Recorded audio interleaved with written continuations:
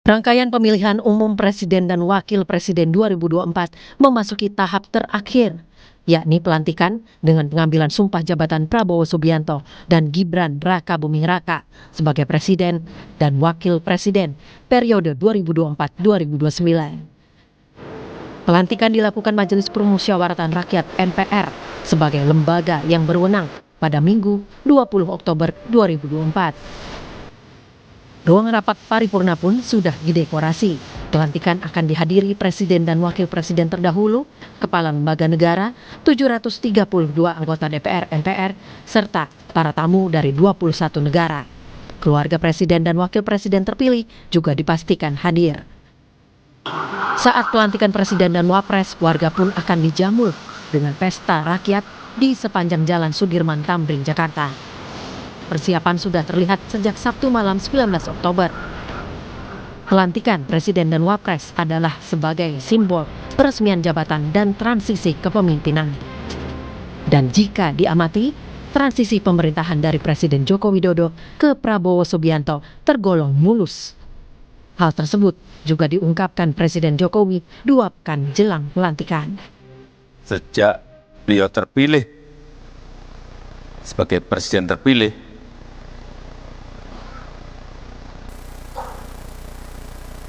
persiapan menuju ke pelantikan itu betul-betul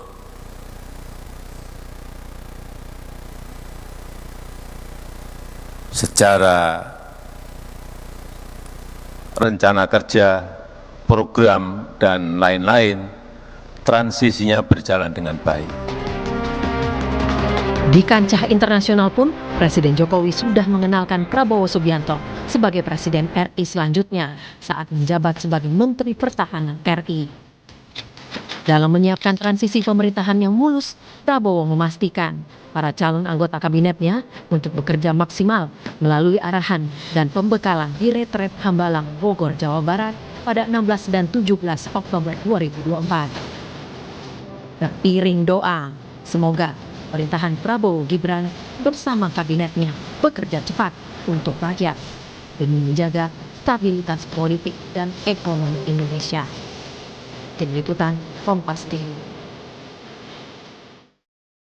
Saudara, transisi pemerintahan dari Presiden Joko Widodo ke Presiden Prabowo Subianto tergolong mulus. Banyak faktor yang mendukung, saudara, dan kita juga mengapresiasi kinerja Presiden Jokowi dalam 10 tahun terakhir.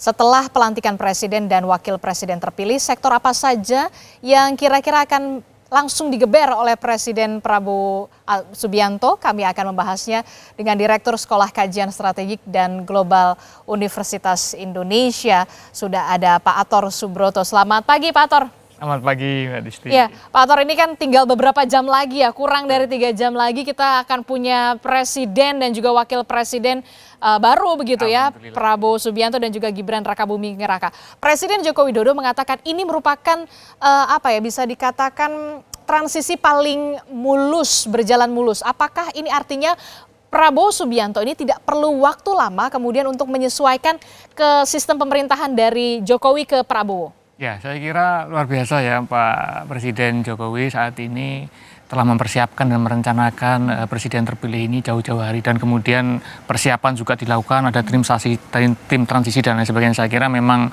itu suatu hal yang patut diapresiasi, karena keberhasilan satu kepemimpinan saya kira akan sangat terkait dengan transisi yang mulus, dan ini yang terjadi. Saya kira ini satu hal yang baik dalam sebuah demokrasi, agar transisi dari pemerintahan satu ke pemerintahan yang lain itu terjamin dan masyarakat memiliki guidance yang lebih jelas. Saya kira sih suatu hal yang luar biasa. Kita patut mengapresiasi karena transisi pemerintahan sebelumnya ke pemerintahan saat ini sebentar lagi, tinggal beberapa jam lagi, ini bisa dikatakan berjalan mulus. Tapi sebenarnya apa faktor yang bisa menentukan transisi pemerintahan ini berjalan dengan mulus? Jadi saya kira termasuk salah satunya ya keberlanjutan yang disampaikan oleh Pak Jokowi dengan membuat presiden terpilih menjadi kabinetnya dulu. Itu satu hal yang menurut saya juga merupakan satu rencana ya. Kemudian apakah keberlanjutan seperti apa, maka akan terus dorong oleh Jokowi ini. Dan saya kira memang transisi yang mulus akan menjamin pemerintahan Jokowi yang saya kira sudah berkembang sangat pesat ya terkait dengan pertumbuhan ekonomi yang stabil di atas sekitar 5%. Kita lihat bahwa pertumbuhan ekonomi kita dibanding negara lain cukup baik ketika menghadapi pandemi dan lain sebagainya. Itu suatu hal yang luar biasa. Nah, ini kan perlu diteruskan dengan kebijakan Pak Jokowi yang sudah memiliki bisa jadi fundamental ya pertumbuhan selanjutnya di Pak Prabowo, dan beberapa hal itu yang saya kira itu akan ke depan terjadi sih. Oke. Tantangan apa terbesar apa yang kemudian harus diantisipasi dan juga akan dihadapi oleh Presiden terpilih Prabowo Subianto dan juga wakilnya Gibran Rakabuming Raka untuk 5 tahun ke depan? Kita tahu bisa dikatakan targetnya pertumbuhan ekonominya Pak Prabowo ini katanya 8%. Apa sebenarnya tantangan yang terberat nanti 5 tahun ke depan ini? Ya, jadi kalau saya pribadi melihat itu satu semangat yang luar biasa ya, agar kita bisa bertumbuh lebih besar lagi dengan 8% pertumbuhan, dengan fundamental Pak Jokowi kemarin sekitar 5, saya kira itu suatu hal yang luar biasa untuk Pak Jokowi saja 5 ya? 5. Kita dulu 7 kalau nggak salah ya, 7, ini 5, ini sekarang 8, saya kira itu suatu semangat awal yang luar biasa dari pemerintahan yang baru nanti. Nah, ini saya kira yang perlu diapresiasi. Nah, sekarang bagaimana ke depan dengan situasi yang tidak mudah juga saya kira ya. Geopolitik, geostrategi, geoekonomi dunia yang sekarang seperti ini itu menjadi sangat menantang sekali. Nah, oleh karena itu kita jadi memahami ketika Pak Presiden terpilih merencanakan kabinet yang lebih terperinci ya, dengan jumlah kabinet yang lebih besar, karena dengan begitu harapannya sebenarnya kan agar mereka bisa bekerja lebih khusus, lebih berkonsentrasi, lebih spesifik. Jadinya servis yang dia tawarkan kepada masyarakat itu akan lebih cepat lagi. Nah, tetapi di lain sisi juga itu bisa menjadi bumerang kalau tidak terkoordinasikan dengan baik ya. Walaupun sudah ada menteri koordinator yang rencananya lebih baik ya, lebih banyak.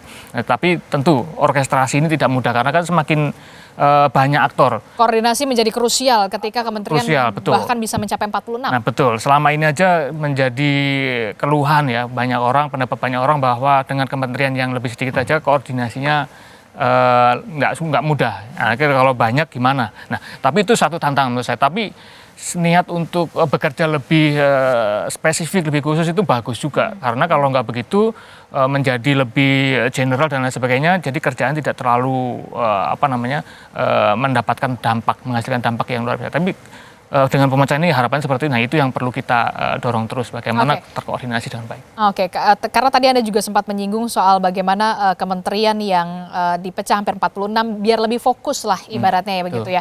Nah, kalau kita lihat begitu kan ada juga tantangan-tantangan yang harus dihadapi oleh Presiden dan juga Wakil Presiden terpilih 5 tahun ke depan. Sebut saja nanti ya kado tahun barunya tarif PPN 12% naik gitu ya kan untuk rakyat begitu. Nah, sebenarnya sektor apa yang harus digeber lebih dulu Prabowo Gibran? Makan siang gratis atau bagaimana nantinya? Ya, jadi kalau kita lihat PDB kita, sumbangan PDB kita yang terbesar itu masih sektor manufaktur. Kalau dari